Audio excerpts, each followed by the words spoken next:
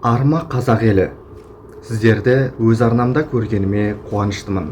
Осы кезге дейін арнамды тамашалап, маған үнемі қолдау білдіріп келе жатқан тұрақты көрермендеріме ерекше алғысымды айтқым келеді. Сіздердің қолдауларыңыздың арқасында, демеулеріңіздің арқасында біз тарихтың, мемлекеттің, жалпы жүріп жатқан саясатқа байланысты неше түрлі құнды ақпараттарды зерттеп сіздерге ұсынып жатырмыз. Сіздерге сондықтан тағы да үлкен рахметімді айтқым келеді. Қалайық, мысалы ойлап қараңыздаршы, Қазақстанның атынан барған олимпиадаға спортшылардың арасында Елдос Сметов қана жалғыз бірден бір алтынды алып келді. Бірақ неге сол олимпиада өткеннен кейін, 2-3 күн өткеннен кейін қаншама халық, қаншама қоғам белсенділері Елдос Сметовті жерден алып жерге салып жатыр. Былай сөйлесе былай сөйледі дейді, былай сөйлесе былай жүрсе былай жүрді дейді, анасымен жүрсе анасының мамасының баласы дейді. Енді жақында өздеріңіз де көрген шығарсыздар, Елдос Сметовтің діни уағыз айтып жатқан видеосы тарады. Міне осыған байланысты қоғам белсенділер тарапынан бұл үлкен бір қарсылық туғызды. Әрине, мен осындай қоғамдағы болып жатқан өзгерістерді бақылаушы ретінде, тарихшы ретінде осы бір жағдайға үңіліп көргім келді. Не үшін? Ойлап қараңыздаршы, Демеу Жадырасынов күміс медаль алды. Халқының алдында жадырап, күліп ойнап, еркелеп, былайша айтқанда биін билеп, Париждің төрінде билеген биін билеп, оны келіп Жаркенттің төрінде, жаңағы қателеспесем осы Жетісу жерінде билеп, халықтың үлкен қошемет, құрметіне ие болды. Қаншама мысалы әлеуметтік желідегі пікірлерді оқып қарап отырсаңыз, қандай сүйсіну, мысалы солардың арасында мен ойымда қалған пікірлердің қандай шамасына жазылған айтып берейін. Демеу Жадырасынов туралы. Не деген аңғал батыр, не деген керемет, нағыз қазақы иіс аңқып тұрған, қазақылық бойынан да, сөзінен де, яғни сөз саптауынан дейді.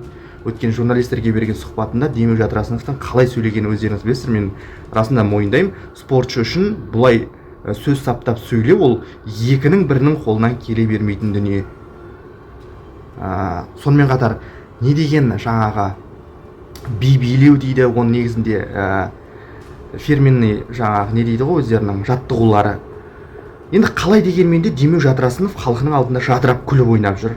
Ал бүкіл Қазақстанның атынан барып қаншама спортшылардың арасында жалғыз ғана алтын алып келген Елдос Сметовті келгеннен кейін әрине 2-3 күндей қателеспесем төбеге көтеріп, жаңағы машина мінгізіп, жаңағы үлкен шенеуніктер алдында құрдай жорғалап деген сияқты сондай бір жағдайлар болды. Халық топырлап. Бірақ неге 2-3 күннен кейін дейміз бе, 5-6 күннен кейін дейміз бе, Елдос Сметовті жерден алып жерге салып, сен уағыз айтпай тыныш жүр, халықтың, жастардың санасын миын улама, чемпионсың ба, жаңағы өзіңнің салаңмен айналыс деген сияқты. Сонымен қатар ұсақ түйек әңгімелерді айтылып қалып жатыр. Енді оны өздеріңіз де білетін шығарсыздар. Енді мында барса да, анда барса да мамасы қасынан қалмайды екен, мамасының баласы деген сияқты. Оған дейін де енді Қайрат Нұртас деген сияқты әншілерге де бұндай бір халық тарапынан осындай бір наразылық дейміз бе, әлде халық тарапынан сыни пікір айтылып қалып жатады. Бірақ осының ішінде мен қатты бір халықтың қатты қарсылығына тап болған бұл діни уағызы Елдос Сметовтың. Алдымен сіздерге осы Елдос Сметовке байланысты қоғам тарапынан, қоғам белсенділері тарапынан айтылған қатты бір наразылық пікірді оқып берейін. Содан кейін бұл тақырыпты әрмен қарай жалғастыратын боламыз. Бибігүл Дәулетбек қызы чемпионға еліктеп жатқан жастарға үлкен алаңдаушылық білдіре келе былай деп жазған болатын өз парақшасында. Қараңғы пенделерді жек көрем, қазақ болыңдар. Өзіміз тардай шашылған аз қазақпыз. Рухымыз онсыз да әлсіреп барады. Әсіре діншілдерді саңырау құлақша қаптатқандардың мұрты да қисайған жоқ. Олар жастардың саналарын улап шетел қашты. Мына қарапайым сендердің балаларың зардап шекпесін деп шырылдап жүрмін. Енді қалмағаны жас балалардың санасын улап ұлтымызды тұздай құрту еді. Оған жол бере алмайды екенмін. Журналист мамандығын алғанымда ұстазым Камал Смайыловқа ақиқатты ғана жазамын, қарапайым халықтың сөзін сөйлеймін деп серт бергенмін. Осы уәдемде тұру парызым. Менің міндетім қазақ деген ұлтымды сақтап қалу. Бір алтын әкелді екен деп мыңдаған баланың балағын қысқартып, сақалын ұзартып, ертеңгі күні өз халқыма қарсы шығартып ала алмайды екенмін. Қайсыңа да айтарым осы: елдің алдында жүрсің бе, тыныш жүр, уағызыңды айтпай. Жастардың санасын әсіре дінмен уламай. Әншісің бе, әніңді айт. Спортшысың ба, жаттықтыр деп жазған болатын. Әрине, бұл өте қатты мәлімдеме десек те болады. Өйткені соңғы кездері білесіздер, жастардың арасында болсын, үлкен қариялардың да арасында болсын, енді әрине үлкен кісілерде біршама ақыл тоқтатқан, сондай бір даналықпен дінге келуде мүмкін. Ол жағында мен ішкерлей еніп бір діннің мәселелерін айтқым келіп отырған жоқ бұл жерде. Бұл жерде мен қоғамда қалыптасып жатқан осындай бір наразылық көңіл күй дейміз бе, халықтың арасындағы түсініспеушілік дейміз бе, өздеріңіз ойлап қараңыздаршы. Елдос Сметов, әрине мен мойындаймын, ойлап қараңыздаршы, бүкіл Қазақстанның атынан барып тұрған қаншама олимпиада сайысына қатысушылардың арасында жалғыз ғана алтын алып келіп отырған Елдос Сметовті мен бұлай жерден алып жерден салып жатқанға қол шапалақтап мәз болатын қазақтардың қатарынан емеспін. Өйткені Елдос Сметовтің ешкім бұндай артақ даңқты, оның мойнындағы алтынын жеңіп алған жүлдесін ешкім тартып ала алмайды. Әрине кейіннен Олимпиада комитеті допингке байланысты болсын, басқа бір осы жарысқа байланысты мәселемен алмаса, тіпті Құдай оның бетін аулақ қылсын деймін. Ондай нәрсені тілемеймін. Тіпті Қазақстан құрамасын жеңіп кеткен Өзбекстан, Қырғызстандағы бауырларыма да ондай нәрсені тілемеймін. Тіпті қазағым тұрмақ. Менің айтқым келетін мынау: Елдос Сметов өз саласының профи, яғни профессионал. Елдос Сметов алтын алғанда қалай қуандық? Ойлап қараңыздаршы. Тіпті естеріңізде шығар, мына видео тарады ғой, бір ескі телевизордың алдында отырып жанкүйер болған Елдос Сметовке қаншама халықтың жүрегін елжіретті. Қалай жанкүйер болып отыр өзінің халқына, өзінің бауырына деген сияқты. Қаншама халық көзіне жас алды Елдос Сметов алтын алғанда. Қаншама халықтың рухы оянды десек те болады. Бұл олимпиада былайша айтқанда бейбіт соғыс деп айтып жатады. Өйткені бұл мемлекеттердің қару алып бір-біріне қарсы шайқасу емес, бұл өздерінің туларын биікке көтеру үшін болып жатқан осындай бір сайыс, әлемдік деңгейдегі. Сондықтан мұны жайдан жай бір оқиға деп қарауға болмайды. Енді мен айтқым келетін мынау: Елдос өз саласының профессионалы. Ол өз саласында жүйрік. Оны мойындатып тастады әлемге. Алтын алып келді. Қазақтың туын биікке көтерді. Бірақ ол, мынаны түсінуіміз керек, ол молда, имам, бір діни білімі жоғары немесе тереңдетіп оқыған сондай адам емес қой. Біз соны түсінуіміз керек. Халықтың да бір көп бөлігінің қарсы болып жатқаны сол деп ойлаймын өз басым. Өйткені қазіргі кезде мына жерде, ана жерде отырып алып уағыз айтатындардың қарасы көбейді, шынын айту керек. TikTokта болсын, неше түрлі әлеуметтік желіде отырып алып уағыз айтатындардың қарасы көбейді. Бұл еліміз үшін өте алаңдатарлық сигнал.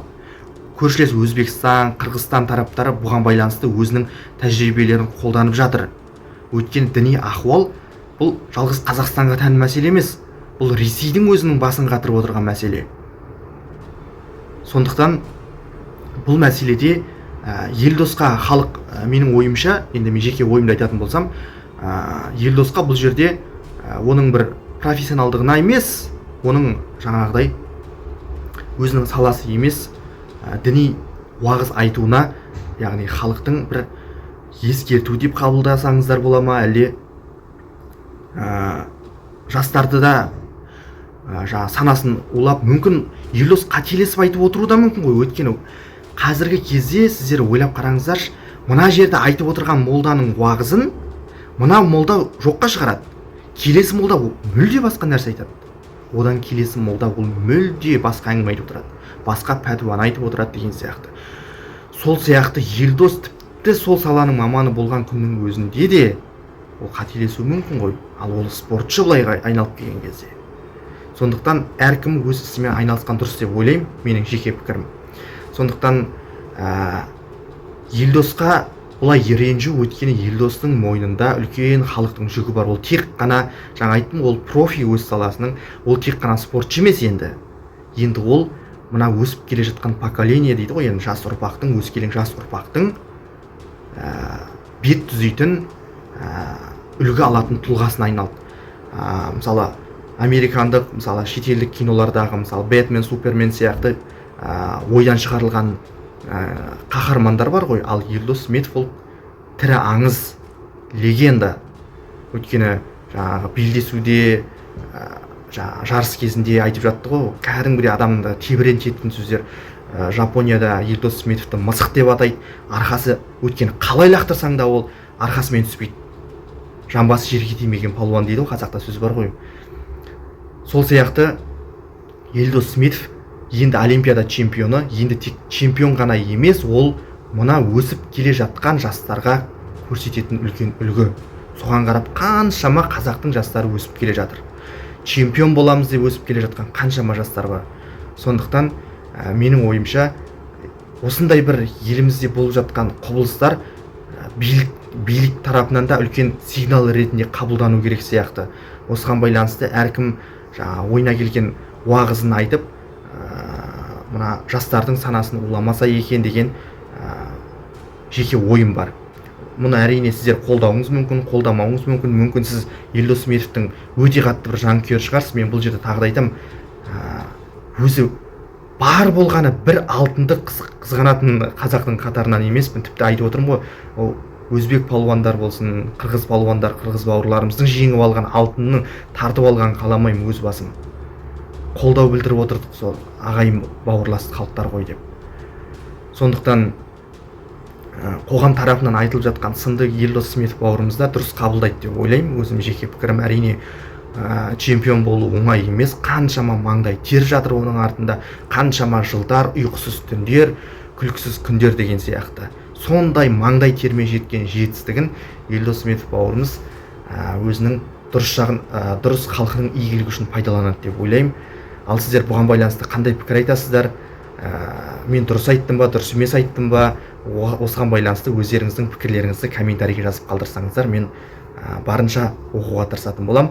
Ал бұл видеоны барлық таныстарыңызға WhatsApp топтарына таратып жіберіңіз. Олардың да пікірлерін білейік.